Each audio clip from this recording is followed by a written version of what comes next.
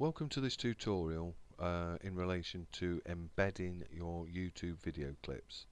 As you can see, what we have here is a typical PowerPoint presentation screen using one of the background templates, and it has an action button here.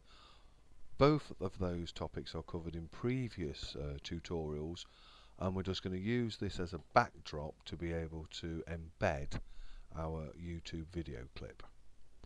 So what we're going to do first of all is we're going to go to the Developer tab,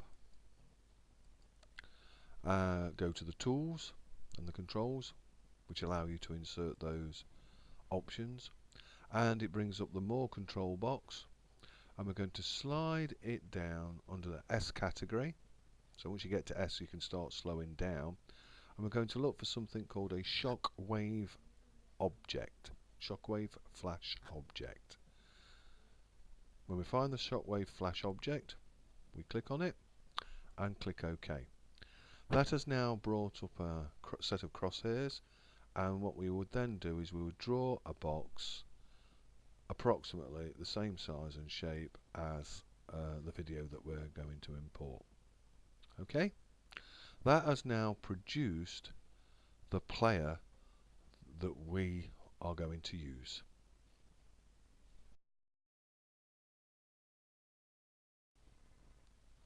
Hi, welcome back. This is part 2, and what we're going to demonstrate here is that we've now gone to the YouTube site, because obviously we need a video that we would like to embed.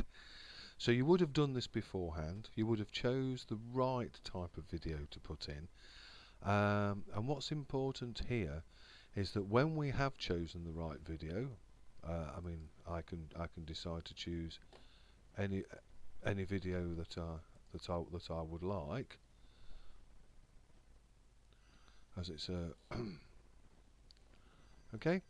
And what's important is, if you look at the top on the URL bar line here, you'll see that there is a code.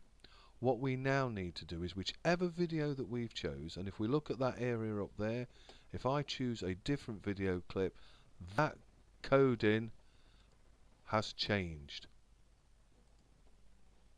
So whichever video we choose, we need to capture the right code for that. So when you've watched your video, the easiest thing to do is go up, pause the video, click on, if I click off it, wipe across it if you have to. You've got the code, right click on the mouse and copy it. Once we've copied the data that we need, we can now close YouTube down, go back to the PowerPoint slide that we're actually using, and we can move forward onto the next stage of the training. Thank you.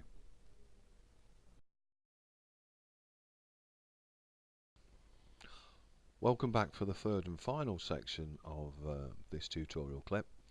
So what we've now got is, on the developer tools, we've created our box, we've got our video.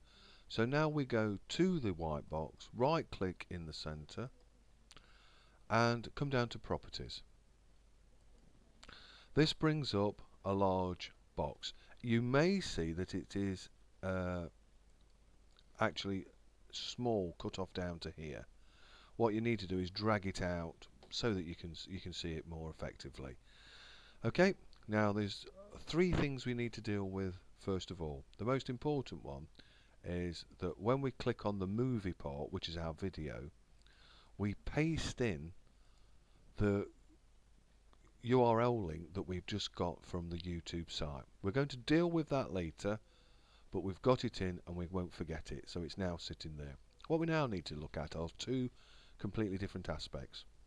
We're going to deal with the loop function, and what this facility does, it allows the video to loop when it's finished continuously. So if you're doing an induction and you want that same piece of video to play time after time after time, then you would keep that statement there as true.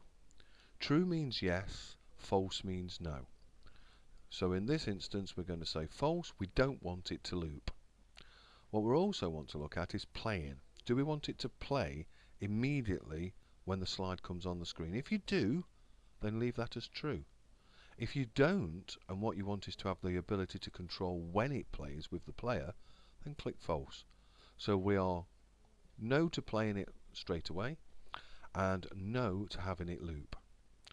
What we now want to do is we now need to do a little bit of code editing. So this is like really top end stuff, but once you've done it once, it's the same every time. What you will notice in the coding across here is lots of words, letters and numbers. Okay, what we are going to do is we are going to take the word watch and the question mark, we're going to highlight that just before the V, and we are going to delete it. Just after the V there is an equal sign, and we're going to replace that with a /. So you should end up with .com/V/. Once we've done that, that is all the editing of the code that we need to do. So all we need to do then is just close that down, run the PowerPoint show from its current slide. Now I will warn you in advance that this is likely to happen. The editing software that I'm using, which records what I'm doing on the screen, doesn't always record 2 layers of video. So I'm recording a layer on the screen, the video layer might be above that.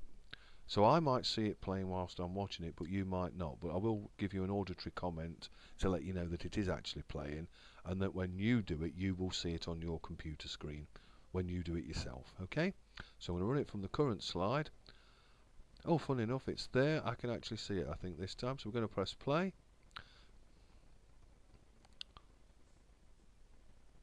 And it's playing. You've got volume controls, as you would have.